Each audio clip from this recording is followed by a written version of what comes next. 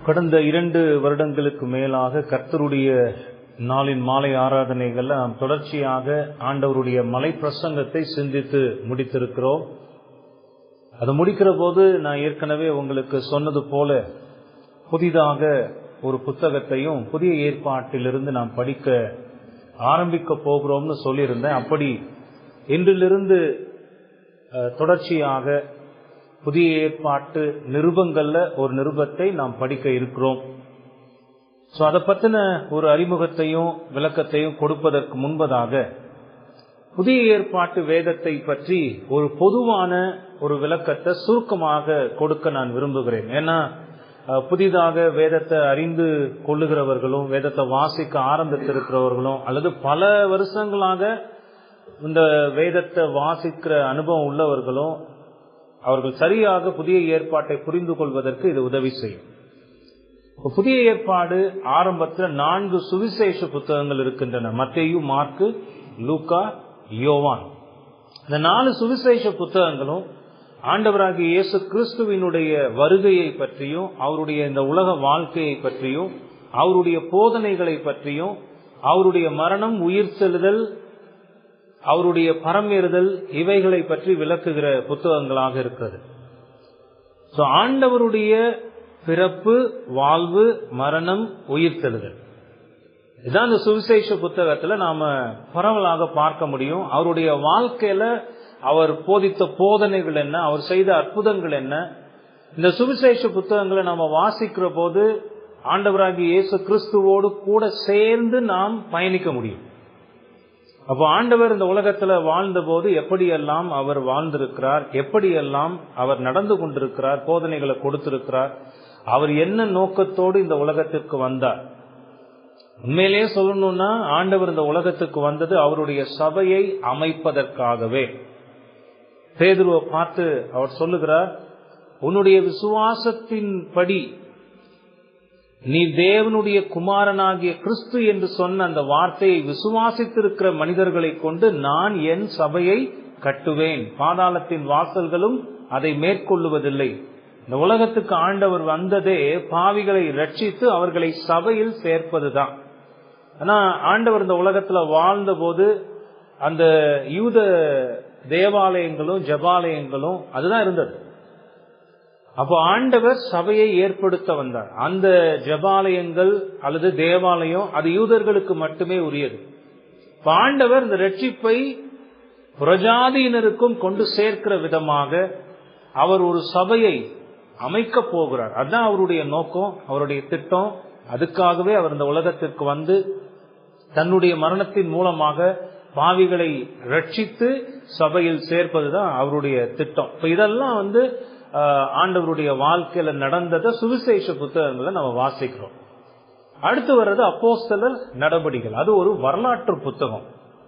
ஆண்டவராகிய இயேசு கிறிஸ்து தம்முடைய சீஷர்களுக்கு சொல்லி சென்ற கட்டளைகளை அவர்கள் எப்படி நிறைவேற்றினார்கள், இந்த உலகத்துல முதலாக சபை எப்படி அமைக்கப்பட்டது, ஆரம்பமானது, அந்த சபை எப்படி வளர்ந்தது, அந்த சபை வளருகிற போது எப்படிப்பட்ட துன்பங்களுக்கு முகம் கொடுத்தது, அந்த துன்பங்களுக்கு மத்தியில விசுவாசிகள் சிதறி போனார்கள், சிதறி போகிற இடங்களிலெல்லாம் எப்படி சபைகள் அமைக்கப்பட்டது, இந்த வரலாற்றை விளக்குகிறது தான் அப்போஸ்தலர் நடபடிகளின் புத்தகம். ஆண்டவர் சொல்லுகிறார், உலகத்தின் கடைசி பரியந்தம் நீங்க எனக்கு சாட்சிகளாக இருப்பீர்கள். அப்படி சிதறி போன விசுவாசிகளை கொண்டு சபைகள் அமைக்கப்படுகிறது. எருசலேம்ல ஆரம்பிக்கப்பட்ட அந்த சபை உலகெங்கிலும் எப்படி பரவியது, வளர்ந்தது, அத்தனை எதிர்ப்புகளை சந்தித்து எதிர்ப்புகளுக்கு மத்தியிலையும் ஆண்டவருடைய வார்த்தையின்படி சபைகள் எப்படி கட்டப்பட்டது, இதுதான் அப்போஸ்தலர் நடபடிகள்ல நாம பார்க்கிறோம். இதனை தொடர்ந்து வரக்கூடிய 21 நிருபங்கள். புதிய ஏற்பாட்டில் மொத்தம் இருக்கக்கூடிய நிருபங்களுடைய எண்ணிக்கை எத்தனை? 21 நிருபங்கள். இந்த நிருபங்கள்னு சொல்லும் போது அது கடிதங்கள், அதாவது ஒரு விஷயத்தை கன்வே பண்ணுது. அந்த லெட்டர், இப்ப அந்த காலத்துல லெட்டர் எழுதுறோம், இப்ப வாட்ஸ்அப்ல மெசேஜ் அனுப்புற மாதிரி, அது ஒரு மெசேஜ் தான். அந்த மெசேஜ் என்ன, ஒரு செய்தி என்ன, அத அப்போஸ்தலர்கள் எழுதியிருக்கிறார்கள், சபையில மூப்பர்களாக இருந்தவர்கள் எழுதியிருக்கிறாங்க. அது ஒரு குறிப்பிட்ட சபைக்கோ ஒரு குறிப்பிட்ட நபருக்கோ அல்லது பல சபைகளுக்கோ அது எழுதப்பட்டு அனுப்பப்பட்டது. அப்படி அந்த கடிதங்கள் எழுதி அனுப்பப்படுவதற்கு சில முக்கியமான நோக்கங்களும் இருந்தது. சபையின் நடவடிக்கைகள் சார்ந்த விளக்கங்களை கொடுப்பதற்காக இந்த கடிதங்களை, அதாவது நிருபங்கள்னு நாம சொல்றோம், இந்த கடிதங்கள் அப்போஸ்தலர்கள் எழுதி சபைகளுக்கு அனுப்பினார்கள். அப்படி 21 நிருபங்கள் இந்த புதிய ஏற்பாட்டில் இருக்கிறது. கடைசியாக வெளிப்படுத்தின விசேஷம், இனி நடக்க போகிற காரியங்கள், ஆண்டவருடைய நாளில் நடக்க இருக்கிற காரியங்களை பற்றி, இறுதி நாளின் நியாய தீர்ப்பு பற்றி, அந்த நியாய தீர்ப்புக்கு பின்பு நடக்க போகிற காரியங்களை பற்றி தம்முடைய சீஷனாகிய யோவானுக்கு ஆண்டவர் வெளிப்படுத்தி இருந்த காரியங்கள் எல்லாம் அவர் தீர்க்க தரிசனமாக கண்டதையெல்லாம் எழுதி வைத்திருக்கிறது தான் இந்த வெளிப்படுத்தின விசேஷம். இப்படிதான் இந்த புதிய ஏற்பாட்டு புத்தகங்கள் எல்லாம் பயணிக்கிறது. இது ஒரு பறவையின் பார்வையில ஒரு பொதுவான புரிதலின் அடிப்படையில இந்த புதிய ஏற்பாட்டை நாம புரிந்து வைத்திருக்கணும். இப்ப இதை நான் விளக்கும் போதே உங்களுக்கு சொன்னேன், இந்த நிருபங்கள் அல்லது கடிதங்கள் என்பது அப்போஸ்தலர்களால் எழுதப்பட்டது. ஒரு சில நிருபங்களை சபை மூப்பராக இருந்தவர்கள் எழுதியிருக்கிறார்கள்.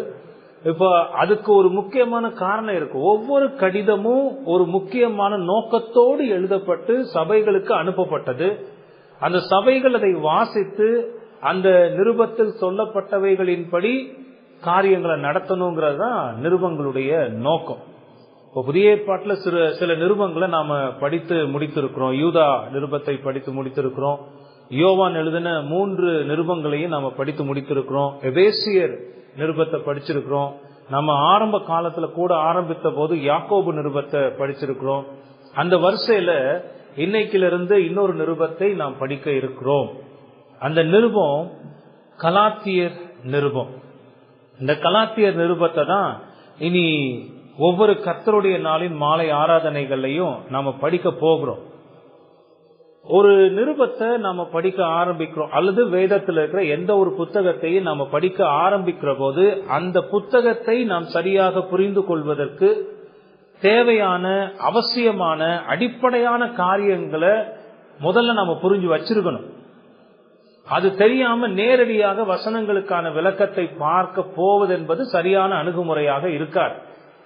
அப்போ ஒரு புத்தகத்தை நாம படிக்க ஆரம்பிக்க போகிற போது சில கேள்விகளை கேட்டு அந்த கேள்விகளுக்கான பதில புரிந்து கொண்டு ஒரு தெளிவு அடைந்த பிறகு, அந்த புத்தகத்தை பற்றிய ஒரு பொதுவான புரிதல் நமக்கு கிடைத்த பிறகு, அந்த புத்தகம் எதற்காக எழுதப்பட்டது என்பதை நாம் உணர்ந்து கொண்ட பிறகு ஒவ்வொரு வசனமாக நாம் படிப்பது நமக்கு பெரிய அளவுல உதவி செய்யும். அப்படி இதுவரைக்கும் நாம புத்தகங்களை படிக்கிற போது ஒரு 4 கேள்விகளை கேட்டுதான் அந்த கேள்விகளுக்கான பதில்களை பெற்று அந்த புத்தகத்தை படிக்க ஆரம்பிக்கிறது வழக்கம். முதல்ல என்ன கேள்வி கேட்போம்? இதை யார் எழுதியது? இந்த புத்தகத்தின் ஆசிரியர் யார்? 2வது, எழுதப்பட்ட காலம் என்ன? இது எப்பொழுது எழுதப்பட்டது? 3வது, யாருக்காக இது எழுதப்பட்டது? 4வது, என்ன நோக்கத்தோடு எழுதப்பட்டது அல்லது அந்த புத்தகத்தினுடைய மைய கருத்து என்ன? இந்த 4 அடிப்படையான கேள்விகளையும் கேட்டு அதை புரிந்து கொண்ட பிறகு அந்த புத்தகத்தை அணுகுவதுதான் சிறப்பானது. இனி அதையும் விட கூடுதலா இன்னொரு கேள்வியும் கேட்டு புரிஞ்சுக்கலாம். முடிந்தா அதனுடைய உள்ளடக்கம் என்ன, சப்டிவிஷன்ஸ் சொல்றோம்ல, அந்த அதிகாரங்கள் எதையெல்லாம் போதிக்கின்றன என்பதை பற்றிய ஒரு பொதுவான உள்ளடக்கத்தை பற்றிய அறிவையும் பெற்றுக்கொள்வது நல்லது. இதெல்லாம் புரிஞ்சு ஒரு புத்தகத்தை அணுகும் போது அந்த புத்தகம் எழுதப்பட்டதனுடைய நோக்கத்தை நாம் சரியாக புரிந்து கொள்ளலாம். அததான் இன்னைக்கு நாம செய்ய போகிறோம். இந்த 4 கேள்விகளையும் கேட்டு அதுக்கான பதில்களை பார்த்து அதன் பிறகு இந்த புத்தகத்தினுடைய உள்ளடக்கத்தை பார்த்து ஒரு அறிமுக செய்தியாக, இந்த கலாத்தியர் நிருபத்துக்கான ஒரு அறிமுக செய்தியாக இத நாம இன்னைக்கு சிந்திக்க போகிறோம். சரி, முதல் கேள்வியை நாம அணுகலாம். இதை யார் எழுதியது? உங்களுக்கு தெரியுமா இதை யார் எழுதியதுன்னு? அப்போஸ்தலனாகிய பவுல். இது சாதாரணமாகவே நமக்கு தெரிந்திருக்கிறது. ஏன்னா ஒவ்வொரு முறையும் இந்த நிருபத்தை பற்றி மற்ற பிரசங்கங்கள்ல குறிப்பிடுகிற போது பொதுவாகவே பிரசங்கிகளாக நாங்க பயன்படுத்துகிறது என்னன்னா, அப்போஸ்தலனாகிய பவுல் கலாத்தியருக்கு எழுத நிருபம், இந்த அதிகாரம், இந்த வசனம். அப்போ இத பல முறை கேட்டு கேட்டு இருக்கிறதுனால நமக்கு அது மனசுல பதிஞ்சிருக்கு. அதுல எந்த சந்தேகமும் இல்ல, இருக்க வேண்டிய அவசியமும் இல்ல. நேரடியாகவே இதை பவுல் தான், அப்போஸ்தலனாகிய பவுல் தான் எழுதினார் என்பதை நம்மால புரிந்து கொள்ள முடியும். அதை எப்படி நாம சொல்லுகிறோம்னா, அந்த கலாத்தியர் முதல் 2 வசனங்களை, முதல் அதிகாரம் 2 வசனங்களை வாசித்து பார்க்கிற போது அதை இன்னும் நாம உறுதியாக சொல்ல முடியும். கலாத்தியர் முதல் அதிகாரம் முதல் 2 வசனங்களை நான் வாசிக்கிறேன் பாருங்க. மனுஷராலும் அல்ல, மனுஷர் மூலமாயும் அல்ல, இயேசு கிறிஸ்துவினாலும் அவரை மரித்தோரில் இருந்து எழுப்பின பிதாவாகிய தேவனாலும் அப்போஸ்தலனாய் இருக்கிற பவுலாகிய நானும் என்னுடனே கூட இருக்கிற சகோதரர் எல்லாரும் கலாத்தியா நாட்டில் உள்ள சபைகளுக்கு எழுதுகிறதாவது. அப்ப 2 கேள்விகளுக்கான பதில இந்த 2 வசனங்கள்லயே நாம பார்க்க முடிகிறது, நேரடியாக பார்க்க முடிகிறது. இப்ப முதல் கேள்வி, இதை யார் எழுதினது? அப்போஸ்தலனாகிய பவுல் இதை எழுதியிருக்கிறார் என்று நம்மால் தெளிவாக பார்க்க முடிகிறது.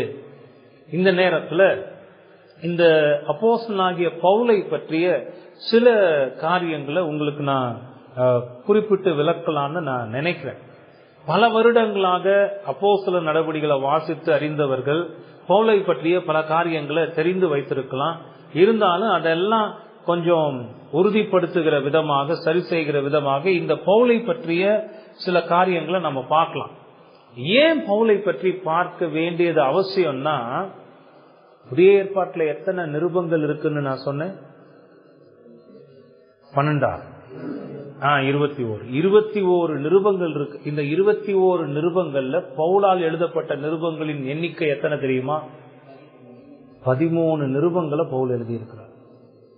நீங்க யோசிச்சு பாருங்க, 21 நிருபத்துல 13 நிருபங்கள். எபிரேயர் நிருபம் யார் எழுதினதுன்னு இன்னும் உறுதியா நமக்கு தெரியாதுன்னு சொல்லுகிறோம். ஒருவேளை அது பவுலினுடைய இறையியல் நடையில இருக்கிறது. ஒருவேளை பவுல் அதை எழுதியிருந்தா ஒரு நம்பர் கூடும். அப்ப அதிகமான நிருபங்களை எழுதின ஒற்றை மனிதனாக பவுல் இருக்கிறார். அப்ப இந்த பவுலை பத்தின காரியங்களை நம்ம தெரிந்து வைத்திருக்கிறதும் அவசியம். ஆகவே கொஞ்சம் சுருக்கமாகவே இந்த பவுலை பற்றிய காரியங்களை உங்களுக்கு விளக்குகிறேன். இந்த பவுலினுடைய முந்தைய பெயர் சவுல். சவுலாக இருந்த இந்த மனிதன் தான் பவுலாக மாறுகிறார். இந்த சவுலை குறித்து வேதத்தில் நாம் வாசிக்கிற போது இவர் பிறந்த பட்டணம் தர்சு பட்டணம். இந்த தர்சு பட்டணத்தை சேர்ந்தவர் ஒரு யூத குடும்பத்தில் பிறந்த ஒரு யூதன். யூத பாரம்பரியத்தில் உறுதியாக வளர்க்கப்பட்டவர். ரொம்ப ஸ்ட்ரிக்ட்னு சொல்லுவோம்ல, அந்த மாதிரி யூத பாரம்பரியத்தில் உறுதியாக வளர்க்கப்பட்டவர். அது மட்டும் இல்ல, இந்த யூத பாரம்பரியத்தின் சட்டங்களை, நியாயங்களை, மோசையின் நியாய பிரமாணங்களை, பழைய ஏற்பாட்டின் புத்தகங்களை கரைத்து குடித்த ஒரு மிகச்சிறந்த அறிஞர் தான் இந்த சவுல். இதை யார்கிட்ட இருந்து அவர் படித்துக் கொண்டார் என்றால், அந்த காலத்தில் மிகவும் பிரபலமாக இருந்த கமாலியேல் என்பவரிடத்திலிருந்து இந்த யூத சட்ட திட்டங்களை மிக துல்லியமாக கற்று தேர்ந்தவர் இந்த சவுல். ஒரு விஷயத்தை நான் இங்க அழுத்தமாக சொல்லுகிறேன், இந்த சவுலுக்கு தெரியாத நியாயப்பிரமாண விளக்கம்னு ஒண்ணும் இல்லை. பவுல் இந்த சவுல் பின்னாடி பவுலான பிறகு சொல்லுகிறார், நியாயப்பிரமாணத்தின்படி குற்றம் சாட்டப்படாதவன். அப்படின்னா அந்த நியாயப்பிரமாணத்தின் கிரியைகளில் மிக துல்லியமாக நடந்து கொண்டவர், அவைகளை பற்றி நன்கு அறிந்தவர். பழைய ஏற்பாட்டு வேதத்தில் மிகவும் பாண்டித்யம் பெற்ற மிகச்சிறந்த அறிஞராக இருந்தவர் தான் இந்த சவுல். அப்போஸ்தலர் 22வது அதிகாரம் 3வது வசனம். அப்போஸ்தலர் நடபடிகள் 22வது அதிகாரம் 3வது வசனத்துல பாத்தீங்கன்னா, அங்க பவுல் தன்னை பற்றி சொல்லுகிற போது, நான் யூதன், சிலிசியா நாட்டில் உள்ள தர்சு பட்டணத்திலே பிறந்து இந்த நகரத்திலே கமாலியேலின் பாதத்தருகே வளர்ந்துன்னா அவரிடத்திலிருந்து கல்வி கற்றுக்கொண்டு வளர்ந்திருக்கிறேன். முன்னோர்களுடைய வேத பிரமாணத்தின்படியே திட்டமாய் போதிக்கப்பட்டு இன்றைய தினம் நீங்கள் எல்லாரும் தேவனை குறித்து வைராகியம் உள்ளவர்களாய் இருக்கிறது போல நானும் வைராகியம் உள்ளவனாய் இருந்தேன். அவர் சொல்ல ஆரம்பிக்கும் போது நான் ஒரு யூதன் ஆரம்பிக்கிறார். நான் ஒரு யூதன் என்னுடைய பிறப்பின் பட்டணம் தர்சு பட்டணம். அந்த நகரத்துல கமாலியேல் என்கிற மிகச்சிறந்த கல்விமானிடத்தில் கல்வி கற்றவன். இன்னைக்கு நீங்க எவ்வளவு உறுதியா இருக்கிறீங்களோ, வைராகியம் உள்ளவர்களாக இருக்கிறீங்களோ, அதை விட வைராகியம் உள்ளவனாக இருந்தவன் நான் என்று குறிப்பிடுகிறார். இதெல்லாம் அந்த சவுலாக இருந்த அந்த மனிதன் எப்படிப்பட்டவனாக இருந்திருக்கிறான் என்பதை நாம புரிந்து கொள்ள முடியும். இந்த சவுலாகிய பவுல் தொடர்ந்து தன்னை பற்றி பின்னாடி சொல்லுகிற போது பிலிப்பியர் நிருபத்தை எடுத்து பாருங்க. பிலிப்பியர் 3வது அதிகாரம் 4-6 வசனங்கள். இதே பவுல் தான் இந்த பிலிப்பியர் நிருபத்தையும் எழுதுகிறார். அங்க தன்னை குறித்து சொல்லுகிற போது 4-6 வசனங்கள்ல மாம்சத்தின் மேல் நம்பிக்கை வைக்க வேண்டுமானால் நானும் வைக்கலாம். இங்க மாம்சத்தின் மேல் என்று பவுல் சொல்லுகிறத நம்ம தப்பா புரிஞ்சுக்க கூடாது. சுய கிரியைகள்னு சொல்லுகிறோம் பாத்தீங்களா, சுய நீதிக்கான காரியங்கள். அந்த காலத்துல அந்த யூதர்கள் செய்து கொண்டிருந்த பாரம்பரியமான சடங்குகள், ஆராதனை முறைமைகள், பலி செலுத்துதல், நியாயப்பிரமாண கிரியைகள்னு சொல்லக்கூடிய அத்தனையையும் உள்ளடக்கியதான் இந்த மாம்சம் என்று இங்கு சொல்லப்படுகிறது. மாம்சத்தின் மேல் நம்பிக்கை வைக்க வேண்டுமானால் நானும் வைக்கலாம். வேறொருவன் மாம்சத்தின் மேல் நம்பிக்கையாய் இருக்க நினைத்தால் நான் அதிகமாய் அப்படி செய்யலாம். அப்போ தன்னை எவ்வளவு ஒரு அந்த நியாயப்பிரமாணத்தின் கிரியைகளை நிறைவேற்றுகிறதுல சிறந்தவன் என்பதை அவர் காட்டுகிறார் பாருங்க. யாரால இப்படி தைரியமா சொல்ல முடியும்? இப்போ சும்மா ஒரு கேள்வி கேட்கிறேன். இந்த சீர்திருத்த சத்தியங்கள் எல்லாம் விசுவாசித்து வாழ்கிற நான் என்னுடைய பட்டணத்துல வாழ்கிற மற்ற கிறிஸ்தவர்களை விட ஒரு சிறந்த கிறிஸ்தவனாக வாழ்கிறேன் என்று நம்மால சொல்ல முடியுமா? தைரியமா சொல்ல முடியுமா? அந்த கேள்வியை கேட்கும் போதே கொஞ்சம் நயந்து கொஞ்சம் அப்படியே லூஸ் ஆற மாதிரி இருக்கு. ஆனா சவுல் அப்படி தன்னை அடையாளப்படுத்தல. பவுல் தன்னுடைய பழைய வாழ்க்கையை அடையாளப்படுத்துகிற போது வேற யாராவது இந்த நியாய பிரமாணத்தின் கிரியைகள், சட்டங்கள், யூத மத சடங்குகள் இவற்றை செய்வதை குறித்து பெருமை பாராட்டுகிறவனாக இருந்தால் அவனை விட நான் இன்னும் அதிகமாக பெருமை பாராட்டலாம், அப்படி செய்ய முடியும்.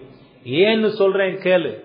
5வது வசனத்துல சொல்லுகிறார், நான் 8ஆம் நாளிலே விருத்த சேதனம் அடைந்தவன், இஸ்ரவேல் வம்சத்தான், பென்யமீன் கோத்திரத்தான், எபிரேயரில் பிறந்த எபிரேயன், நியாய பிரமாணத்தின்படி பரிசேயன்.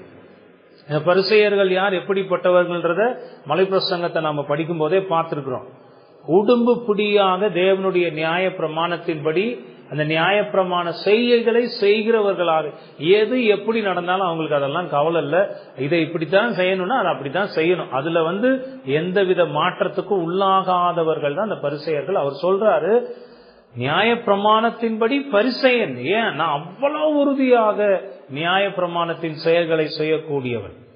6வது வசனத்துல பக்தி வைராகியத்தின்படி சபையை துன்பப்படுத்தினவன். என்னுடைய மதத்தின் மீது நான் கொண்டிருந்த நம்பிக்கை, என்னுடைய மதத்தின் சடங்குகளை செய்கிறதில் நான் கொண்டிருந்த வைராகியம், இதெல்லாம் சபையை, இயேசுவின் சபையை துன்பப்படுத்துவதற்கு காரணமாக இருந்தது.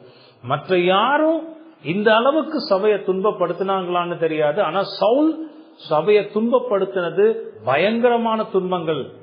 அவர் சொல்றார், சபையை துன்பப்படுத்தினவர், நியாய பிரமாணத்திற்குரிய நீதியின்படி குற்றம் சாட்டப்படாதவன். நியாயப்பிரமாண எழுத்துக்கள்ல ஒன்னையும் மீறி நடக்காதவன், குற்றம் சாட்டப்படாதவன்னா அந்த வார்த்தைகளை சொல்லணும்னா அப்ப எப்படிப்பட்ட வாழ்க்கையை இந்த சவுல் வாழ்ந்திருப்பார்னு நீங்க யோசிச்சு பாருங்க. முன்னாடி பவுலா மாறின பிறகு தன்னுடைய வாழ்க்கையை பத்தி இதெல்லாம் எழுதுகிறார். நான் இப்படிப்பட்டவனாக இருந்தேன், என் வாழ்க்கை இப்படி. சவுல் அப்படிதான் இருந்திருக்கிறார். பவுல் தன்னுடைய மனமாற்றத்திற்கு முன்பாக எப்படிப்பட்ட வைராகியம் உள்ளவராக இருந்தார் என்பதை அவரே சொல்லி இருக்கிறார். இந்த கலாத்தியர் நிருபத்தில் சொல்லி இருக்கிறார். கலாத்தியர் 1வது அதிகாரம் 14வது வசனத்துல பாத்தீங்கன்னா, கலாத்தியர் 1:14 என் ஜனத்தாரில் என் வயதுள்ள அநேகரை பார்க்கிலும் யூத மார்க்கத்திலே தேறினவனாய் என் பிதாக்களுடைய பாரம்பரிய நியாயங்களுக்காக மிகவும் பக்தி வைராகியம் உள்ளவனாயிருந்தேன். ஒருவேளை 20 வயசு 25 வயசுல பவுல் சவுலாக இருந்த அந்த பவுல் தன்னை காட்டுகிற போது, என் வயசுல 25 வயசுல என் ஊர்ல இருந்த அந்த வயதினரெல்லாம் எடுத்து ஒப்பிட்டு பாத்தீங்கன்னா அவங்க கிட்ட இருந்த பக்தி வைராகியத்தை விட என்கிட்ட அதிகமாக இருந்திருக்கிறதுன்னு சொல்லுகிறார். இதெல்லாம் நாம கொஞ்சம் புரிஞ்சுக்கணும். இந்த நிருபத்தை எழுதின இந்த பவுலினுடைய சிறப்பு எப்படிப்பட்டதுன்னு நிறைய பேர் தப்பா நினைச்சுக்கிறது. ஏன்னா பவுல் சும்மா வரலாற்று ரீதியில இந்திய அங்கேயும் ஏதாவது படிச்சுக்கிட்டு அவர் ரொம்ப குள்ளமான உருவம் உள்ளவர், வழுக்கத்தலை உள்ளவர், சரியான கல்வி இல்லாதவர், ஆண்டவருடைய உதவியினாலதான் அவர் இப்படி எல்லாம் செய்திருக்கிறார்னு சில தவறான நம்பிக்கைகள் காணப்படுகிறது. சவுல் அப்படிப்பட்டவன் அல்ல. மிக சிறந்த மனிதன், வேதத்தை கற்று தேர்ந்தவர். அவர் சொல்ற மாதிரி பரிசேயரில் பிறந்த பரிசேயர், நியாயப்பிரமாணத்தின்படி குற்றம் சாட்டப்படாதவன். உங்களுக்கு புரியுதா? இப்படி யூத பாரம்பரியத்தில் மிகுந்த வைராகியம் உள்ளவராக இருந்த இந்த சவுல் தான் பவுலாக மாறுகிறார். இதுல ஒரு வேத விளக்க வல்லுநர் சொல்லுகிறார், இந்த சவுல் மற்ற வேத பாரகர் பரிசேயர் போன்றவர்களை போல மாயமாலக்காரனாக இருக்கவில்லை. சவுலாக இருந்தபோது சவுலின் கண்கள் குருடாக்கப்பட்டிருந்தபடியால் அவர் அப்படி சபையையும் ஆண்டவருடைய மக்களையும் துன்பப்படுத்தி கொண்டிருந்தார். அவர் தன்னுடைய மதத்தின்படி தான் கற்று தேர்ந்த அனைத்து காரியங்களையும் முழு மனதோடு முழு விருப்பத்தோடு அவர் செய்து கொண்டிருந்தார். தான் கற்று நிச்சயித்ததுல அவர் ரொம்ப வைராகியமா இருந்திருக்கார். அதனாலதான் தீமோத்தேயுக்கு புத்தி சொல்லும் போது அவர் சொல்றாரு, நீ கற்று நிச்சயித்து கொண்டதில் நிலைத்திரு, அதுல எங்கேயும் நீ விலகாத. இப்ப அவங்க சொல்லும் போது சவுலுக்கு அப்போ சத்திய வெளிச்சம் கிடைக்கல. அவர் கற்று தேர்ந்ததில் உறுதி உள்ளவராக இருந்ததுனாலதான் சபையையும் ஆண்டவருடைய மக்களையும் துன்பப்படுத்தி கொண்டிருந்தார். அந்நாட்கள்ல இருந்த மற்ற யூதர்களை போல இந்த சவுலும் யூத மத சட்டங்களை பின்பற்றி அதன் சடங்குகளை செய்கிறதில் மிகுந்த ஆர்வம் கொண்டிருந்தார். கடவுள் தனக்கு கொடுத்த கட்டளைகளை நிறைவேற்றுவதில் உண்மையான ஆர்வமும் அக்கறையும் கொண்டவராகவே சவுல் இருந்திருக்கிறார். அவர் சபையை துன்பப்படுத்தின போது தான் உண்மையாகவே தன்னுடைய தேவனுடைய சித்தத்தை நிறைவேற்றி கொண்டிருப்பதாகவே நம்பி அதை செய்து கொண்டிருந்தார்.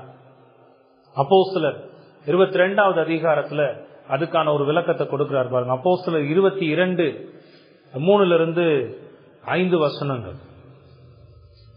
நான் யூதன், சிலிசியா நாட்டில் உள்ள தர்சு பட்டணத்திலே பிறந்து இந்த நகரத்திலே கமாலியேலின் பாதத்தின் அருகே வளர்ந்து முன்னோர்களுடைய வேத பிரமாணத்தின்படியே திட்டமாய் போதிக்கப்பட்டு இன்றைய தினம் நீங்கள் எல்லாரும் தேவனை குறித்து வைராகியம் உள்ளவர்களாய் இருக்கிறது போல நானும் வைராகியம் உள்ளவனாய் இருந்தேன். ஏற்கனவே அதை நம்ம வாசிச்சிருக்கிறோம். இப்ப 4வது வசனம் பாருங்க. நான் இந்த மார்க்கத்தாராகிய, எந்த மார்க்கத்தை பற்றி பவுல் சொல்லுகிறார்? ஆண்டவராகிய இயேசு கிறிஸ்துவின் சுவிசேஷத்தை விசுவாசித்து சபையில் இருந்த அந்த மக்களை, இந்த மார்க்கத்தாராகிய புருஷரையும் ஸ்திரீகளையும் கட்டி சிறைச்சாலைகளில் ஒப்புவித்து மரண பரியந்தம் துன்பப்படுத்தினேன். அப்ப எந்த அளவுக்கு தான் கற்று வைராகியமா இருந்த காரியங்களுக்காக இதை செய்திருப்பார்னு பாருங்க. மரண பரியந்தம் அப்படிப்பட்ட மனிதர்களை துன்பப்படுத்தி இருக்கிறார். 5வது வசனத்தில், அதற்கு பிரதான ஆசாரியரும் மூப்பர் யாவரும் சாட்சி கொடுப்பார்கள். நான் அப்படி செயல்பட்டதற்கு சாட்சி வேற யாருமே வேணா, இப்ப இருக்கிற பிரதான ஆசாரியரும் இருக்கிற மூப்பர்களும் தான். நான் அப்படி செயல்பட்டதை எல்லாம் இவர்கள் நன்கு அறிந்திருக்கிறார்கள். அவர்கள் கையிலே நான் சகோதரருக்கு நிருபங்களை வாங்கி கொண்டு தமஸ்குவில் இருக்கிறவர்களும் தண்டிக்கப்படும்படிக்கு அவர்களை கட்டி எருசலேமுக்கு கொண்டு வரும்படி அவ்விடத்திற்கு போனேன். அப்படிதான் இந்த சவுல் துன்பத்தை அதிகப்படுத்தும்படிக்கு தமஸ்குல இருக்கிற மக்களையும் பிடிச்சி கொண்டு வர்றதுக்கு லெட்டர் எல்லாம் வாங்கிட்டு போகும்போதுதான் ஆண்டவர் அங்கு சந்திக்கிறார். அப்போ வாழ்க்கை மாறுது. அப்ப சவுல் அப்படி சபையை துன்பப்படுத்தினேன் என்பதை அவர் அங்கு சொல்லுகிறார். அவர் சொல்லுகிற போதே 3வது வசனத்தில் அதற்கான காரணத்தையும் அவர் சொல்லுகிறார். அதனாலதான் நம்ம பார்க்கிறோம், இந்த சவுல் அவருடைய காலத்தில் இருந்த மற்ற பரிசேயர்களை போல ஒரு போலியாக மாயமாலக்காரராக இருக்கவில்லை. அவர் ரொம்ப பக்தி வைராகியம் உள்ளவராக தன்னுடைய பக்தி நிமித்தமாகவே இப்படிப்பட்ட காரியங்களை செய்திருக்கிறார்னு பார்க்க முடிகிறது. அப்போஸ்தலர் 26வது அதிகாரம் 10-11 வசனங்கள்ல பாருங்க. அப்போஸ்தலர் 26:10-11 வசனங்கள். அப்படியே நான் எருசலேமிலும் செய்தேன். நான் பிரதான ஆசாரியர்களிடத்தில் அதிகாரம் பெற்று பரிசுத்தவான்களில் அநேகரை சிறைச்சாலைகளில் அடைத்தேன். அவர்கள் கொலை செய்யப்படுகையில் நானும் சம்மதித்திருந்தேன். சகல ஜப ஆலயங்களிலும் நான் அவர்களை அநேகந்தரம் தண்டித்து தேவ தூசணம் சொல்ல கட்டாயப்படுத்தினேன். அவர்கள் பேரில் மூர்க்க வெறி கொண்டவனாய் அந்நிய பட்டணங்கள் வரைக்கும் அவர்களை துன்பப்படுத்தினேன். இதெல்லாம் ஏன் பவுல் செய்தார்? சவுல் ஏன் செய்தார்?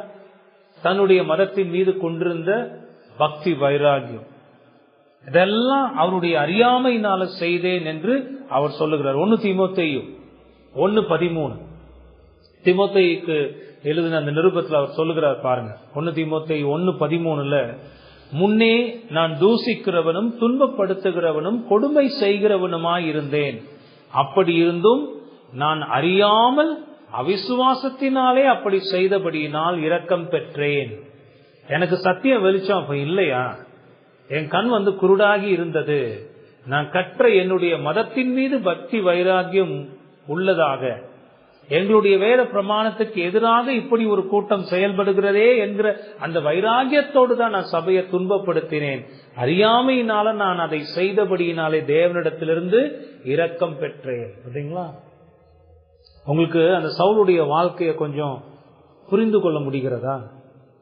அவர் அப்படி பக்தி வைராகியத்தோடு வாழ்ந்த ஒரு மனிதன். இப்படி தன்னுடைய மதத்தின் மீது பக்தி வைராகியம் கொண்டு செயல்பட்டு கொண்டிருந்த இந்த சவுலை ஆண்டவர் தம்முடைய பணியை செய்வதற்காக முன்குறித்திருந்தார். அவரே அழைத்தார்.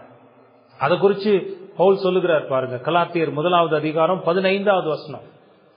நான் இப்படியெல்லாம் செயல்பட்ட போதிலும், அப்படி இருந்தும் நான் என் தாயின் வயிற்றில் இருந்தது முதல் என்னை பிரித்தெடுத்து தம்முடைய கிருபையினால் அழைத்த தேவன் தம்முடைய குமாரனை நான் புறஜாதிகளிடத்தில் சுவிசேஷமாய் அறிவிக்கும் பொருட்டாக அவரை எனக்குள் வெளிப்படுத்த பிரியமாயிருந்த போது உடனே நான் மாம்சத்தோடும் இரத்தத்தோடும் யோசனை பண்ணாமல் அவருடைய சித்தத்துக்கு என்னை ஒப்பு கொடுத்து அந்த பணியை செய்தேன் என்று அவர் தொடர்ந்து விளக்கி செல்லுகிறார்.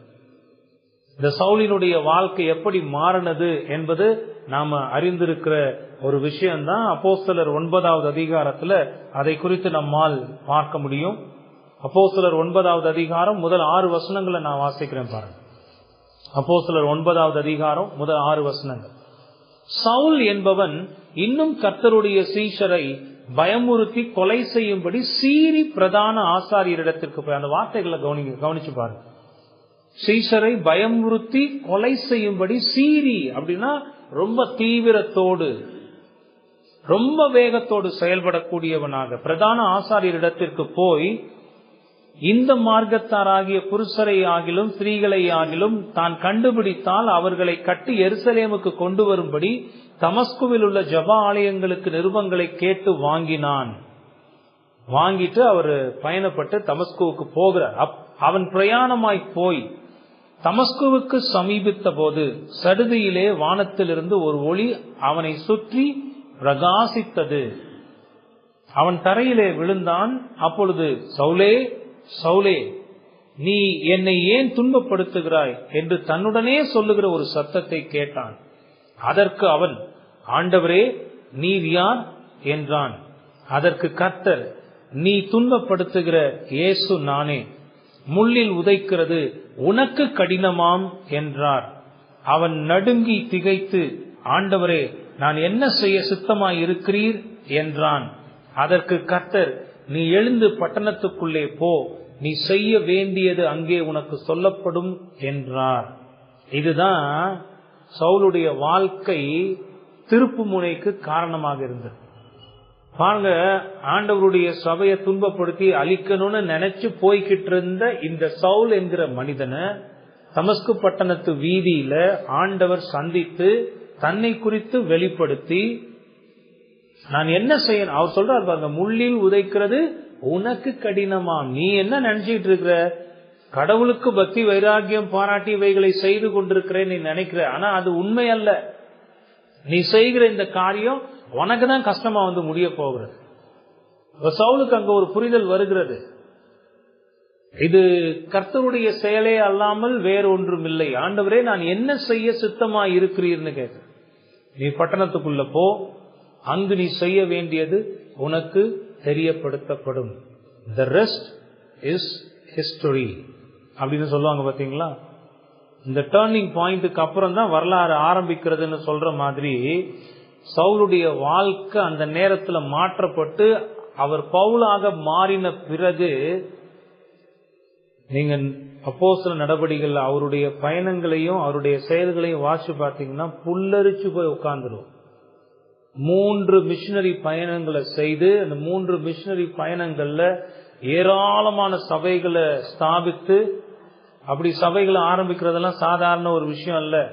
புறஜாதிகளான மக்களிடத்துல ரொம்ப ஸ்ட்ரேஞ்ச் ஹேபிட்ஸ் சொல்றோம்ல, பழக்க வழக்கங்களெல்லாம் வித்தியாசமா இருக்கக்கூடிய அந்த இடங்கள் எல்லாம் போய் கிறிஸ்துவின் சுவிசேஷத்தை சொல்லி ஜனங்களை ஆதாயப்படுத்தி அங்க சபைகளை அமைத்து அங்க சபை தலைவர்களை அமைத்து இப்படிதான் அவர் பயணித்து போயிருக்கிறார்.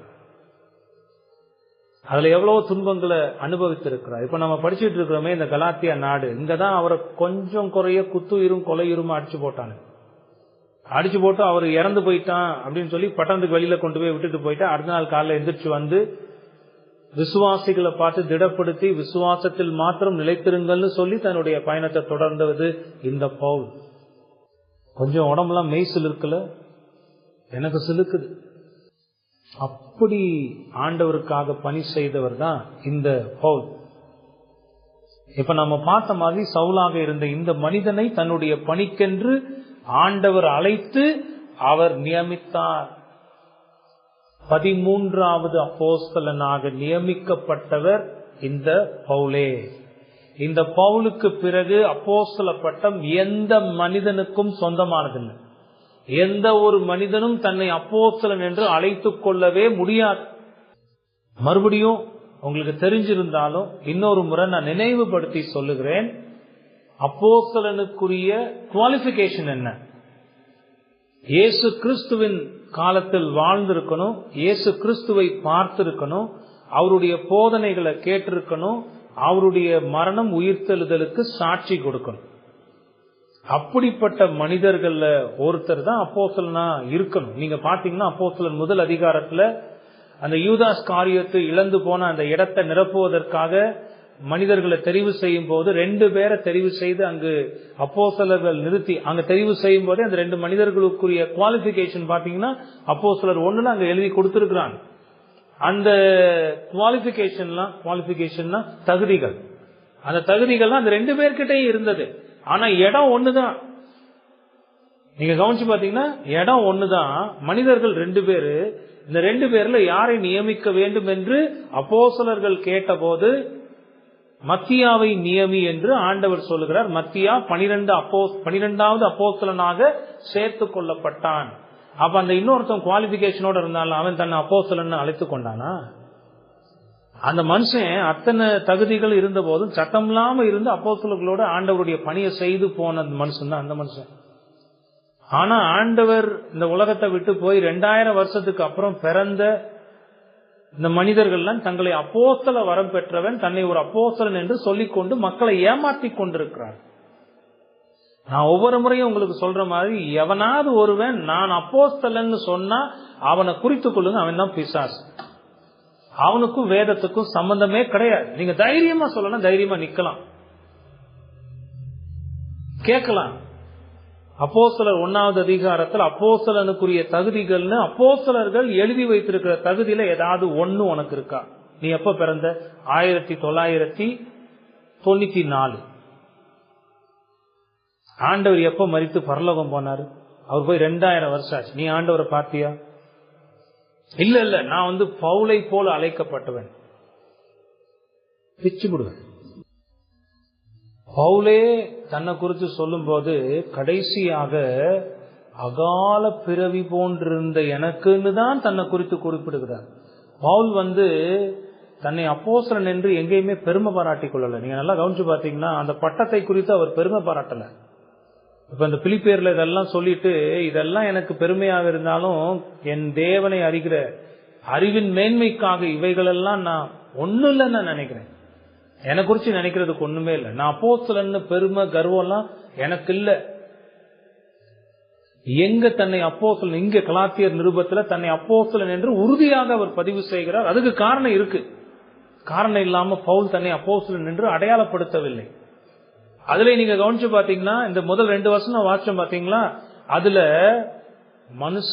மனுஷராலும் அல்ல, மனுஷர் மூலமாயும் அல்ல, பிதாவாகிய தேவனாலும் ஆண்டவராகிய இயேசு கிறிஸ்துவாலும் அப்போஸ்தலனாக்கப்பட்ட பவுலாகிய நானும், அப்போஸ்தலனாக்கப்பட்ட பவுலாகிய நானும், அதுக்கு பிறகு பாத்தீங்கன்னா சகோதரர்களும். அந்த சகோதரர்கள் அப்போஸ்தல பட்டத்துக்கு உரியவர்கள் அல்ல. ஒவ்வொரு நிருபத்தையும் நீங்க ஆரம்பத்துல வாசிக்கும் போது அப்போஸ்தலனாகிய பவுலும் சகோதரர்களும், அந்த அப்போஸ்தல பட்டம் அவங்களுக்கு கிடையாது. கடைசி அப்போஸ்தலனாக 13வது அப்போஸ்தலனாக கடவுளால் தெரிவு செய்யப்பட்ட கடைசி அப்போஸ்தலன் இந்த அப்போஸ்தலனாகிய பவுல். இந்த அதற்கு பிறகு அப்போஸ்தல பட்டம் ஒரு மனுஷனுக்கும் கிடையாது. உங்களுக்கு புரியுதா நான் சொல்றது? இதுல நம்ம ரொம்ப ஸ்ட்ராங்கா இருக்கணும். அப்போஸ்தலன் எவனாவது சொன்னா அவன் தான் சாத்தான். அவன் மக்களை வஞ்சிக்கிறதுக்காக வந்தவன். அவன் தான் தன்னை உயர்த்துகிறவன். ஜனங்களை வஞ்சிக்கிறவன் எப்படி வஞ்சிப்பான்னா, தன்னை உயர்த்தி தான் ஜனங்களை வஞ்சிப்பான். நீங்க இத புரிஞ்சுக்கணும். சோ இப்படிப்பட்ட சிறப்பம்சம் கொண்ட மனிதன் தான் இந்த பவுல்.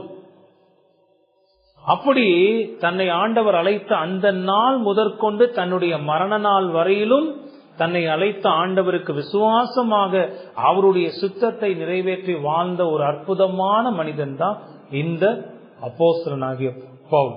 நான் ஏற்கனவே சொன்னது போல புதிய ஏற்பாட்டில் இருக்கிற 21 நிருபங்கள்ல 13 நிருபங்களை இந்த பவுலே எழுதி இருக்கிறார். அதான் ரொம்ப சிறப்பு. பவுலினுடைய ஞானத்தை குறித்து பேதுருவே சொல்லுகிறார். சாதாரணமான லெட்டரை வாசிக்கிற மாதிரி எல்லாம் வாசிச்சு பவுலுடைய நிருபத்தை புரிஞ்சுக்க முடியுமா? பவுல் எவ்வளவு அறிவாளி தெரியுமா? இத்தனைக்கும் பேதுருவை பவுல் கண்டித்திருக்கிறார், நேரடியா முகமுகமா கண்டித்திருக்கிறார். கலாத்திய நிருபத்தை படிக்கும்போது அதெல்லாம் பார்க்கலாம். ஆனாலும் அந்த அப்போஸ்தலனுக்குரிய மதிப்பையும் மரியாதையையும் கொடுத்து பேதுரு பவுலை உயர்த்துகிறார். அவன் கல்விமான், அவன் சிறந்தவன், அறிவில் சிறந்தவன் பவுல் என்று உயர்த்துகிறார். அப்படிப்பட்ட அப்போஸ்தலனாகிய பவுலால் எழுதப்பட்டதுதான் இந்த கலாத்திய நிருபம். உங்களுக்கு புரியுதாங்க? ரொம்ப சுருக்கமா இந்த பவுலினுடைய வாழ்க்கை, முன்பு ஆண்டவர் அறிந்து கொள்வதற்கு முன்பு அவர் எப்படிப்பட்ட மனிதனாக வாழ்ந்தார், ஆண்டவர் அறிந்து கொண்ட பிறகு அவர் எப்படி மாற்றப்பட்டார், ஆண்டவருக்காக எப்படி பணி செய்தார், வேற எந்த அப்போஸ்தலனுக்கும் இல்லாத சிறப்பை ஆண்டவர் பவுலுக்கு கொடுத்து 13 நிருபங்களை எழுத அந்த வாய்ப்பை பவுலுக்கு கொடுத்திருந்தார். இதெல்லாம் பவுலினுடைய சிறப்புகள். அவரால் எழுதப்பட்டதுதான் இந்த கலாத்தியர் நிருபம். இந்த முதல் குறிப்பை தான் பார்த்திருக்கோம். இதை யார் எழுதியதுன்றத நாம பார்த்திருக்கோம். 2வது குறிப்பு, இது எப்பொழுது எழுதப்பட்டது அல்லது எழுதப்பட்ட காலம் என்ன? வரலாற்று ஆசிரியர்கள் மத்தியிலையும் இந்த நிருபங்களுக்கு விளக்கம் கொடுத்த வேத விளக்க வல்லுநர்கள் மத்தியிலையும் இந்த காலத்தை தீர்மானிக்கிறதுல சில முரண்பட்ட கருத்துக்கள் இருக்கத்தான் செய்கின்றன. இருந்தாலும் பொதுவாக ஏற்றுக்கொள்ளப்படுகிற ஒரு காலம் என்னன்னா, கிபி 48 50க்கு இடைப்பட்ட காலங்கள்ல இது எழுதப்பட்டிருக்கலாம் என்று நம்பப்படுகிறது. பவுலால் எழுதப்பட்ட நிருபங்களில் முதல் நிருபமாக எழுதப்பட்டது இந்த கலாத்தியர் நிருபமாகத்தான் இருக்க வேண்டும் என்று வரலாற்று ஆசிரியர்களும் வேத விளக்க வல்லுநர்களும் நம்புகிறார்கள். சிலர் சொல்றாங்க கிபி 48 கிபி 58, அந்த 10 ஆண்டுகளுக்கு இடைப்பட்ட காலப்பகுதியில ஏதாவது ஒரு காலப்பகுதியில எழுதப்பட்டிருக்கலாம் என்று சொல்லுகிறார்கள். எப்படி பார்த்தாலும் கிபி 48 58க்கு இடைப்பட்ட காலத்துல இந்த நிருபம் எழுதப்பட்டிருக்கிறது. இது 2வது குறிப்பு. இனி 3வது, இது யாருக்காக எழுதப்பட்டது? யார் எழுதியதுன்னு பார்த்தாச்சு, எந்த காலத்துல எழுதப்பட்டதுன்னு பார்த்திருக்கிறோம். இனி இது யாருக்காக எழுதப்பட்டது? கலாத்தியர் 1:2 வசனத்துல பாத்தீங்கன்னா அதுக்கு நேரடியான பதில பார்க்க முடியும். கலாத்தியா நாட்டில் உள்ள சபைகளுக்கு எழுதுகிறதாவது. இதை கொஞ்சம் அண்டர்லைன் பண்ணி மனசுல வச்சுக்கோங்க. கலாத்தியா நாட்டிலுள்ள சபைகளுக்கு எழுதுகிறதாவது. இப்ப இங்க ஒரு புளூரல் வேர்டு வர்றத பார்க்கணும். ஒரு பிளேஸ் மென்ஷன் பண்ணப்படுது, ஒரு இடம் அடையாளம் காட்டப்படுகிறது. அந்த இடம் வந்து கலாத்தியா நாடு. அந்த கலாத்தியா நாட்டில் உள்ள சபைக்கு என்று சிங்குலர்ல வரல, அதாவது ஒருமையில வரல, ஒரு சபையை குறிப்பிட்டு வரல. இது சபைகளுக்கு ப்ளூரல்ல வருது, பன்மையில வருது, சபைகளுக்கு எழுதப்பட்டதுன்னு நாம பார்க்கிறோம். இதன் மூலமாக இந்த நிருபம் யாருக்காக எழுதப்பட்டதுங்கிறத நம்மால புரிந்து கொள்ள முடிகிறது. இந்த கலாத்தியா பட்டணம் எங்க இருந்தது? பவுல் இந்த நிருபத்தை எழுதின இந்த கலாத்தியா பட்டணம் ஆசியா மைனர்னு சொல்றோம் பாத்தீங்களா, அந்த அழைக்கப்படுகிற இப்போ துருக்கின்னு சொல்றோம்ல, அந்த பிராந்தியத்தை சேர்ந்த பட்டணங்கள்ல ஒரு சிறிய பகுதியாக இருந்திருக்கிறது. இந்த துருக்கி பட்டணம் கிட்டத்தட்ட வடக்கு தெற்காக 250 மைல்களும் கிழக்கு மேற்காக 175 மைல்களும் பரப்பளவு கொண்ட ஒரு பகுதியாக இருந்திருக்கிறது. இதை அப்பொழுது ரோமர்கள் ஆட்சி செய்திருக்கிறார்கள். இந்த பரப்பளவுல ஒரு சிறு பகுதியாக இருந்த பட்டணம் தான் இந்த கலாத்திய பட்டணம்னு இந்த பட்டணத்தை பற்றிய ஒரு வரலாற்று பூகோள பின்னணியை நம்மால பார்க்க முடிகிறது. இந்த பட்டணத்துல வடபகுதி தென்பகுதி என்று 2 பகுதி இருக்கு. இதுல தென்பகுதியில பவுல் தன்னுடைய முதல் மிஷனரி பயணத்தை பர்னபாவோடு செய்த போது சில சபைகளை நிறுவி இருக்கிறார். உங்களுக்கு அதை புரிஞ்சுக்க முடியுதா? இப்ப இருக்கிற இந்த மாடர்ன் டர்க்கின்னு சொல்றோம்ல, அப்போ ஆசியா மைனர் அதுல இருந்த ஒரு சிறிய பட்டணம் தான் இந்த கலாத்தியா பட்டணம். அங்க வாழ்ந்த மக்களுக்கு கலாத்தியர்கள்னு சொல்லப்பட்டார்கள், அழைக்கப்பட்டார்கள். அதுல வடபகுதி தென்பகுதி என்று 2 பகுதி. அதுல தென்பகுதியில பவுல் வந்து தன்னுடைய முதல் மிஷனரி பயணத்தை, நீங்க அப்போஸ்தலர் 13 மற்றும் 14 இந்த பவுலினுடைய முதல் மிஷனரி பயணத்தை உங்களால வாசிக்க முடியும். பரிசுத்த ஆவியானவர் பவுலையும் பர்னபாவையும் தன்னுடைய பணிக்கென்று பிரித்து அனுப்பிவிடுங்கள் என்று அப்போஸ்தலர் 13 ஆரம்பத்திலேயே சொல்லுகிறார். அப்படி பவுல் பர்னபாவை சேர்த்து கொண்டு இந்த கலாத்தியா பட்டணங்கள்ல தான் போய் சுவிசேஷத்தை சொல்லி சபைகளை அமைத்திருக்கிறார். அப்படி அவர் போன பட்டணங்களை பற்றியும் அங்கு சொல்லப்பட்டிருக்கிறது. 4 முக்கியமான பட்டணங்கள். அதுல 1 அந்தியோகியா, 2வது இக்கோனியா, 3வது லீஸ்திரா, 4வது தர்பை. இந்த பகுதிகளுக்கெல்லாம் போய் கர்த்தருடைய சுவிசேஷத்தை சொல்லி சபைகளை பவுல் வந்து ஆரம்பித்திருக்கிறார். அப்போ ஒரு விஷயத்தை நீங்க புரிஞ்சுக்கணும், இந்த கலாத்தியா நாட்டில் உள்ள சபைகளை ஆரம்பித்தவர் யார்? இந்த அப்போஸ்தலனாகிய பவுல். தன்னால் ஆரம்பிக்கப்பட்ட அந்த சபைகளுக்கு தான் இந்த கடிதத்தை அவர் எழுதி அனுப்புகிறார். உங்களுக்கு புரியுதா? ஓகே. இதெல்லாம் அப்போஸ்தலர் 13, 14 அதிகாரங்கள்ல நீங்க வாசிச்சு பார்க்கலாம்னு சொல்லிட்டேன். இந்த சபைகளுக்காகவே இந்த நிருபம் எழுதப்பட்டுள்ளது. இந்த நிருபத்தில் பவுல் எந்த சபையையும் குறிப்பிட்டு கூறவில்லை. மாறாக கலாத்தியாவில் உள்ள சபைகள் என்றே அவர் குறிப்பிடுகிறார். இதன் மூலமாக பவுல் ஒரு குறிப்பிட்ட சபைக்கு இதை எழுதாமல் தான் தனிப்பட்ட விதத்தில் ஊழியம் செய்து தன்னால் ஆரம்பிக்கப்பட்ட சபைகளுக்கு இதை எழுதுகிறார் என்பது நம்மால் புரிந்து கொள்ள முடிகிறது. நான் ஏற்கனவே சொன்னது போல இந்த பட்டணங்கள்ல தான் பவுல வந்து ஏறக்குறைய மரணத்துக்கு கொண்டு போகிற விதத்துல கல்லெறிந்து அவரை துன்பப்படுத்தினார். அப்போஸ்தலர் 14வது அதிகாரம் 19-20 வசனங்கள்ல பாருங்க. அப்போஸ்தலர் 14-19-20 வசனங்கள். பின்பு அந்தியோகியாவிலும் இக்கோனியாவிலும் இருந்து சில யூதர்கள் வந்து, இங்க பிரச்சனையே யாருனால வருதுன்னா யூதர்களால தான் வருது. ஒரு வகையில சொல்ல போனா இந்த நிருபத்தை பவுல் எழுதுவதற்கு காரணமாக இருந்தது இந்த யூதர்கள் தான். அங்க பாருங்க, அந்தியோகியாவிலும் இக்கோனியாவிலும் இருந்து சில யூதர்கள் வந்து ஜனங்களுக்கு போதனை செய்து பவுலை கல்லெறிந்து அவன் மரித்து போனான் என்று எண்ணி அவனை பட்டணத்துக்கு வெளியிலே இழுத்து கொண்டு போனார்கள். சீஷர்கள் அவனை சூழ்ந்து நிற்கையில் அவன் எழுந்து பட்டணத்திற்குள் பிரவேசித்தான். மறுநாளிலே பர்னபாவுடனே கூட தர்பைக்கு புறப்பட்டு போனான். அத்தனை துன்பங்களை பவுல் அனுபவித்த போதிலும் தொடர்ந்து தன்னுடைய பணியை அவர் செய்து கொண்டே இருந்தார். பவுல் தன்னுடைய 2வது மிஷனரி பயணத்தில் மீண்டுமாக இந்த கலாத்தியா பட்டணத்தில் உள்ள சபைகளை சந்திக்க வருகிறதையும் நாம பார்க்கிறோம். அது அப்போஸ்தலர் 16:1-5 வரை உள்ள வசனங்கள்ல நம்மால பார்க்க முடிகிறது. பாருங்க, 13-14 முதல் மிஷனரி பயணத்தை அவர் செய்கிறார்.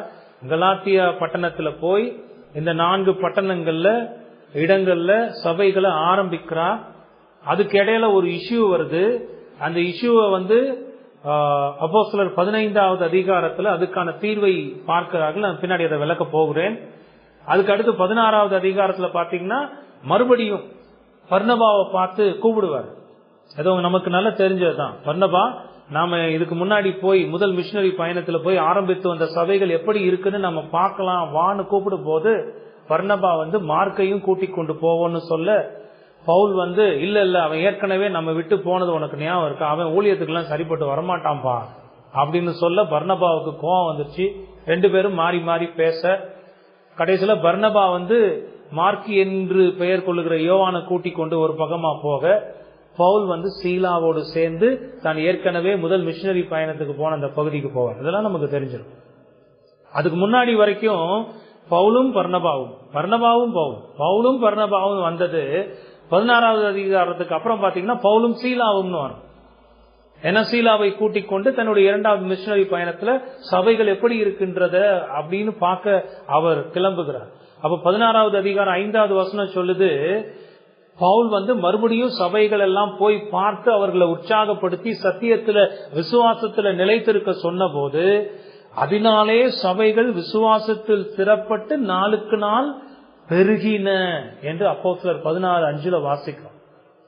அப்ப பவுலினுடைய அந்த 2வது மிஷனரி பயணத்தின் மூலமாக சபைகள் ஸ்திரப்பட்டன, வளர்ந்ததுன்னு பார்க்கிறோம். இப்படித்தான் பவுல் தன்னால் சுவிசேஷம் சொல்லப்பட்டு ஆரம்பிக்கப்பட்ட சபைகளுக்கு இந்த கடிதத்தை எழுதுகிறார்னு நாம பார்க்கிறோம். உங்களுக்கு புரியுதா? இதுவரைக்கும் 3 கேள்வி பார்த்தோம். யார் எழுதியது, எந்த காலத்தில் எழுதப்பட்டது, யாருக்காக எழுதப்பட்டது. தன்னால் ஏற்படுத்தப்பட்ட சபைகளுக்கு இந்த கடிதத்தை அப்போஸ்தலனாகிய பவுல் எழுதுகிறார். 4வது கேள்வி, கடைசி கேள்வி, இதை எழுதுவதற்கான நோக்கம் என்ன? அதான் பவுல் அப்பப்போ போய் பார்த்துட்டு வர்றாரு. இதை எழுதுறதுக்கு என்ன காரணம்? நான் ஏற்கனவே சொன்னது போல இந்த நிருபம் பவுலால் எழுதப்பட்ட நிருபங்களில் முதல் நிருபமாக கூறப்படுகிறது. பவுல் கலாத்தியா நாட்டில் உள்ள பல சபைகளுக்கு சேர்ந்து இந்த ஒரு நிருபத்தை எழுதியிருக்கிறார். அதுக்கு என்ன காரணம்? தன்னால் சுவிசேஷம் அறிவிக்கப்பட்டு உருவாக்கப்பட்ட சபைகளை தாக்கி இருக்கிற ஒரு போலி போதனைகளை பற்றி அவர் கேள்விப்படுகிறார். கேள்விப்பட்ட மாத்திரத்தில் இந்த கடிதத்தை எழுதி அந்த சபைகளுக்கு அனுப்புகிறார், அந்த சபைகளை சத்தியத்தில் பாதுகாக்கவே. இப்ப நீங்க பெரும்பாலும் நிருபங்களை பாத்தீங்கன்னா போலி போதனைகளுக்கு எதிராகவே எழுதப்பட்டிருக்கிறது. யோவானுடைய நிருபங்களை நம்ம சிந்திச்சு பார்த்தோமா இல்லையா? 1, 2, 3 யோவான், அதையும் பார்த்தோம்னா போலி போதகர்களுக்கு எதிராகவே எழுதப்பட்டது. அப்படித்தான் இந்த நிருபமும் எழுதப்பட்டது. இந்த நிருபத்தை வாசித்து புரிந்து கொள்ளுகிற போது அப்போஸ்தலனாகிய பவுல் ஒரு தகப்பனின் ஆதங்கத்தோடும் அன்போடும் ஒரு போதகனின் அக்கறையோடும் அங்கு நடந்து கொண்டிருக்கிற சூழ்நிலையின் தீவிரம் அறிந்து அவசரத்தோடு இந்த கடிதத்தை அவர் எழுதுகிறத நம்மால பார்க்க முடிகிறது. தன்னால் ஆரம்பிக்கப்பட்ட சபைகள் வேத சத்தியங்களை விட்டு விலகுவதற்கு ஏதுவான ஒரு சூழ்நிலை காணப்படுகிறது. தங்களை கடவுளுடைய மனிதர்கள் என்று சொல்லக்கூடிய மனிதர்கள் இந்த சபைகளில் இருந்து சபைகளை சத்தியத்தை விட்டு வழிவிலக செய்து கொண்டிருக்கிறார்கள் என்கிறத கேள்விப்பட்ட மாத்திரத்தில் உடனே அவர் செயல்படுகிறார், இந்த கடிதத்தை எழுதுகிறார். இதனுடைய மைய கருத்து என்ன? ரொம்ப சுருக்கமா சொல்லணும்னா, விசுவாசத்தினால் மட்டுமே ரட்சிப்பு, விசுவாசத்தினால் மட்டுமே ரட்சிப்பு என்பதுதான் இதனுடைய மைய கருத்து. பாவியாகிய ஒரு மனிதன் பாவத்திலிருந்து ரட்சிப்பை அடைய வேண்டுமானால் அதற்காக சிலுவையில் இரத்தம் சிந்தி மரித்திருக்கிற ஆண்டவராகிய இயேசு கிறிஸ்துவை விசுவாசிக்க வேண்டும். அந்த விசுவாசம் மட்டுமே அவனுக்கு ரட்சிப்பை கொண்டு வரும். மாறாக அவன் செய்கிற எந்த நற்கிரியைகளும் அவனுக்கு ரட்சிப்பை கொண்டு வராது என்பதைத்தான் பவுல் தன்னுடைய இந்த நிருபத்தில் உறுதியாக சொல்லி இருக்கிறார். ரொம்ப காலத்துக்கு முன்னாடி 10-12 வருஷங்களுக்கு மேல இருக்கலாம், இந்த கலாத்தியர் நிருபத்தை பத்தி போதகர் பாலா சொல்லிக் கொண்டிருக்கிற போது அதை பத்தி சுருக்கமா சொல்லும் போது ஒரு வார்த்தை சொன்னது எனக்கு இன்னும் ஞாபகத்துக்கு வரும். இந்த கலாத்திய சபைகளை என்ன போலி போதனை பாதித்திருந்தது என்றால், விசுவாசம் பிளஸ். உங்களுக்கு ஞாபகம் இருக்கா? மண்டை நீங்க ஆட்டுறதுலயே எனக்கு புரிஞ்சுக்கொள்ள முடியுது. அப்போ உங்களுக்கு இந்த ஞாபகத்துல இருக்கு. விசுவாசம் மட்டும் போதாது, விசுவாசத்தோடு கூட சேர்ந்து நீ இதையும் செய்ய வேண்டும். எதை செய்யணும்? அப்போ போயிருந்த அந்த யூதர்கள் என்ன சொன்னான்னா, மோசையினுடைய நியாயப்பிரமாண சட்டங்களை நிறைவேற்றணும், விருத்த சேதனம் போன்ற அந்த மத சடங்குகளை செய்ய வேண்டும். நீ புறஜாதியிலிருந்து மனம் திரும்பி சபையில சேர்ந்திருக்கலாம், ஆனா உனக்கு ரட்சிப்பு உண்டாக வேண்டுமானால் இந்த நியாயப்பிரமாண சட்டங்களை, மோசையின் நியாயப்பிரமாண சட்டங்களை நீ செய்தாக வேண்டும் என்று அவர்கள் போதித்தார்கள். அன்றைக்கு கலாத்திய நாட்டில் உள்ள சபைகளில் இருந்த யூதர்கள் ரட்சிப்பிற்கு சுய கிரியைகளும் அவசியம் என்றும், நியாயப்பிரமாணம் சொல்லுகிற கிரியைகளை செய்யும் போது மட்டுமே ஒரு மனிதனால் ரட்சிப்பை அடைய முடியும் என்று போதித்தனர். அதாவது விசுவாசம் பிளஸ் சுய கிரியை. இப்படி போதித்தவர்கள் கிறிஸ்துவின் சேவகர்கள் என்று தங்களை அழைத்துக் கொண்டு அந்த சபைகளிடத்தில் வந்து கிறிஸ்துவின் சுவிசேஷத்தை மாற்ற முயன்றார்கள். சுவிசேஷம் எப்பவுமே மாறாதுங்க. சுவிசேஷம் ஒண்ணுதான். அந்த சுவிசேஷம் என்ன சொல்லுதுன்னா, உன்னுடைய ரட்சிப்புக்காக உன்னால் ஒன்றும் செய்ய முடியாது, உன் பாவத்திலிருந்து விடுதலை அடைவதற்கு உன்னால் ஒன்றும் செய்ய முடியாது. ஆண்டவராகிய இயேசு கிறிஸ்து அதற்கான கிரியையை செய்திருக்கிறார். அதை விசுவாசிக்கும் போது மட்டுமே உனக்கு ரட்சிப்பு. இந்த சுய கிரியைக்கு சாவுமணி அடிக்கிறது தான் சுவிசேஷம். சுவிசேஷம் பிளஸ் ஒண்ணுமே கிடையாது. இன்னைக்கு எவ்வளவு பேர் அப்படி சொல்றாங்களா இல்லையா? சுய கிரியைகள் இல்லாமல் ரட்சிப்பு இல்லைன்னு எத்தனையோ போதனைகள் நம்ம மத்தியில இருக்கிறது. அதெல்லாம் பின்னாடி இந்த நிருபத்தை விளக்குகிற போது நான் உங்களுக்கு சொல்லுகிறேன். ரட்சிப்புக்கு கிறிஸ்துவின் மேலுள்ள விசுவாசமும் தேவனுடைய கிருபையும் போதாது. ஆனால் எல்லா கிறிஸ்தவர்களும் யூதர்களும் யூதர் அல்லாதோரும் மோசேயின் கட்டளைகளை கை கொள்ள வேண்டும் என்று போதித்தார்கள். இதை அறிந்த உடனேயே பவுல் அவசரமாக இந்த நிருபத்தை எச்சரிக்கும் விதத்தில் எழுதுகிறார். 6-9 வசனங்கள் பாருங்க. கலாத்தியர் முதல் அதிகாரத்துல 6-9 வசனங்கள். உங்களை கிறிஸ்துவின் கிருபையினாலே அழைத்தவரை நீங்கள் இவ்வளவு சீக்கிரமாய் விட்டு வேறொரு சுவிசேஷத்திற்கு திரும்புவதை பற்றி நான் ஆச்சரியப்படுகிறேன். நான் வளர்த்த பிள்ளைங்களா நீங்க? உங்களுக்கு சுவிசேஷத்தை நான் சொல்லி நீங்க ரட்சிப்பின் அனுபவத்தை அடைந்த போது நீங்க எப்படிப்பட்ட விசுவாசத்தோடு வாழ்ந்தீர்கள். ஆனா இப்ப நான் பார்க்கிறேன், இவ்வளவு சீக்கிரமா நீங்க சுவிசேஷத்தை விட்டு திரும்பி போகிறது என்ன? அதை பார்த்து நான் ஆச்சரியப்படுறேன். 7வது வசனம். வேறொரு சுவிசேஷம் இல்லையே, சிலர் உங்களை கலகப்படுத்தி கிறிஸ்துவினுடைய சுவிசேஷத்தை புரட்ட மனதாயிருக்கிறார்களே அல்லாமல் வேறல்ல. நாங்கள் உங்களுக்கு பிரசங்கித்த சுவிசேஷத்தை அல்லாமல் நாங்களாவது வானத்திலிருந்து வருகிற ஒரு தூதனாவது வேறொரு சுவிசேஷத்தை உங்களுக்கு பிரசங்கித்தால் அவன் சபிக்கப்பட்டவனாய் இருக்க கடவன். முன் சொன்னது போல மறுபடியும் சொல்லுகிறேன், நீங்கள் ஏற்றுக்கொண்ட சுவிசேஷத்தை அல்லாமல் வேறொரு சுவிசேஷத்தை ஒருவன் உங்களுக்கு பிரசங்கித்தால் அவன் சபிக்கப்பட்டவனாய் இருக்க கடவன். எவ்வளவு ஸ்ட்ராங்கா சொல்றாரு தான் நோக்கம். சுவிசேஷத்தை அவங்க திரித்து போதிக்கிறார்கள். சுவிசேஷம் ஒண்ணுதான் சொல்லுகிறார், வேறு சுவிசேஷம் இல்ல. சுவிசேஷம் கிறிஸ்துவை பற்றியது, கிறிஸ்துவின் செயல்களை பற்றியது, கிறிஸ்து ரட்சிப்புக்காக என்ன செய்தார் என்பதை பற்றியது. அதை விசுவாசிக்கிற போது மட்டுமே ரட்சிப்பு வருகிறது என்பதை பற்றியதுதான் சுவிசேஷம். இந்த நிருபம் முழுவதும் நீங்க பாத்தீங்கன்னா கலாத்தியரை கடுமையாக அவர் பலமுறை எச்சரிக்கிறார். இந்த நிருபத்தின் வசனங்களை நம்ம படிக்கும்போது அதை பார்க்கலாம். இன்னொரு காரணமும் இருக்கிறது. அப்போஸ்தலர் 15வது அதிகாரத்தின் பின்னணியமும் இந்த நிருபம் எழுதப்படுவதற்கு ஒரு காரணம். ஏன்னா அப்போஸ்தலர் நடவடிக்கைகளை வாசித்து அறிந்தவர்களுக்கு அங்க தெரியும், 15வது அதிகாரத்துல சபைகளை ஒரு பிரச்சனை தாக்குது. நான் அதை கொஞ்சம் உங்களுக்கு விளக்கவும் வேண்டியது இருக்கிறது. 14வது அதிகாரம் கடைசியிலிருந்து நம்ம போகலாம். சில வசனங்களை மட்டும் நம்ம வாசிச்சு பார்க்கலாம். என்ன நடந்ததுன்றத புரிந்து கொள்வதற்கு. அப்போஸ்தலர் 14வது அதிகாரம் 24வது வசனம், இதெல்லாமே பவுலினுடைய முதல் மிஷனரி பயணத்தின் போது நடந்து கொண்டிருக்கிறதுன்றத நீங்க புரிஞ்சுக்கோங்க. 24வது வசனத்துல, பின்பு பிசிதிய நாட்டை கடந்து பம்பிலியா நாட்டிற்கு வந்து பெர்கே ஊரில் வசனத்தை பிரசங்கித்து அத்தலியா பட்டணத்திற்கு போனார்கள். அங்கே கப்பலேறி தாங்கள் நிறைவேற்றின கிரியைக்காக தேவனுடைய கிருபைக்கு ஒப்புவிக்கப்பட்டு புறப்பட்டு அந்தியோகியாவுக்கு வந்தார்கள். பவுலும் பர்னபாவும் அவர்கள் அங்கே சேர்ந்த பொழுது சபையை கூடி வர செய்து தேவன் தங்களை கொண்டு செய்தவைகளையும் அவர் புறஜாதிகளுக்கு விசுவாசத்தின் கதவை திறந்ததையும் அறிவித்து அங்கே சீஷருடனே கூட அநேக நாள் சஞ்சரித்திருந்தார்கள். இப்ப அந்தியோகியா பட்டணத்துல பவுலும் பர்னபாவும் தங்களுடைய முதல் மிஷனரி பயணத்தை முடிச்சு வந்து தங்கி இருக்கிறாங்க. இதுதான் அதனுடைய பேக்ரவுண்ட். இப்ப 15வது அதிகாரத்தை பாருங்க. அதுல முதல் 2 வசனங்களை பாருங்க. அந்த சூழ்நிலையில சிலர் யூதேயாவில் இருந்து வந்து எருசலேம்ல இருந்து, நீங்கள் மோசையினுடைய, ஏன் எருசலேம்ல இருந்து வந்தாங்கன்னா அப்போ சபையினுடைய கேபிட்டல் மாதிரி திகழ்ந்தது எருசலேம் தான். அங்கதான் அப்போஸ்தலர்கள் இருக்கிறாங்க. இப்ப இவங்க வந்தவங்க நாங்க அப்போஸ்தலர்களிடத்திலிருந்து வந்தோம் என்று தங்களை அடையாளப்படுத்தி கொண்டு சபைக்கு வந்தார்கள்.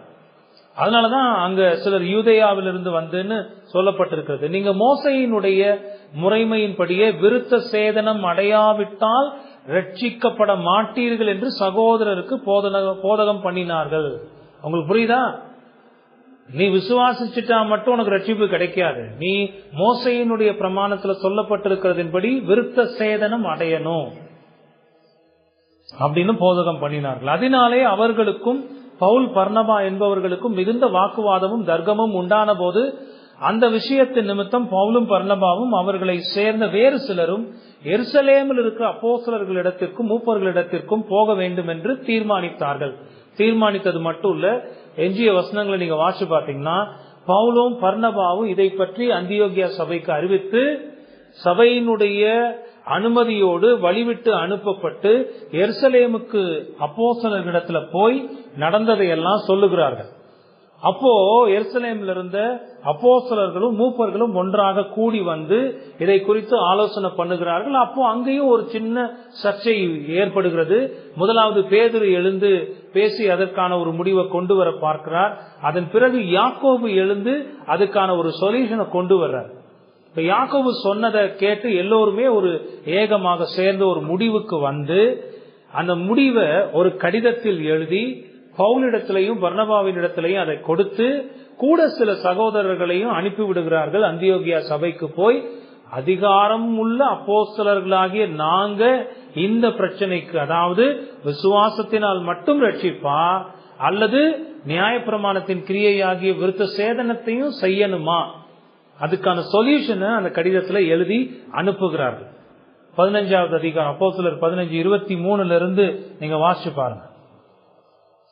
இவர்கள் கையில் அவர்கள் எழுதி கொடுத்து அனுப்பின நிருபமாவது, அப்போஸ்தலரும் மூப்பரும் சகோதரருமாகிய நாங்கள் அந்தியோகியாவிலும் சீரியாவிலும் சிலிசியாவிலும் இருக்கும் புறஜாதியாராகிய சகோதரருக்கு வாழ்த்துதல் சொல்லி எழுதிய நிருபம் என்னவென்றால், எங்களால் கட்டளை பெறாத சிலர் எங்களிடத்திலிருந்து புறப்பட்டு நீங்கள் விருத்த சேதனம் அடைய வேண்டும் என்றும் நியாயப்பிரமாணத்தை கை கொள்ள வேண்டும் என்றும் சொல்லி இப்படிப்பட்ட வார்த்தைகளால் உங்களை கலக்கி உங்கள் ஆத்துமாக்களை புரட்டினார்கள் என்று நாங்கள் கேள்விப்பட்டபடியினாலே நம்முடைய கர்த்தராகிய இயேசு கிறிஸ்துவின் நாமத்திற்காக தங்கள் பிராணனையும் ஒப்புக் கொடுக்க துணிந்தவர்களும் எங்களுக்கு பிரியமானவர்களுமாயிருக்கிற பர்னபா பவுல் என்பவர்களோடும் கூட எங்களால் தெரிந்து கொள்ளப்பட்ட சில மனுஷரை உங்களிடத்திற்கு அனுப்புகிறது ஒருமனப்பட்டு கூடின எங்களுக்கு நலமாக கண்டது.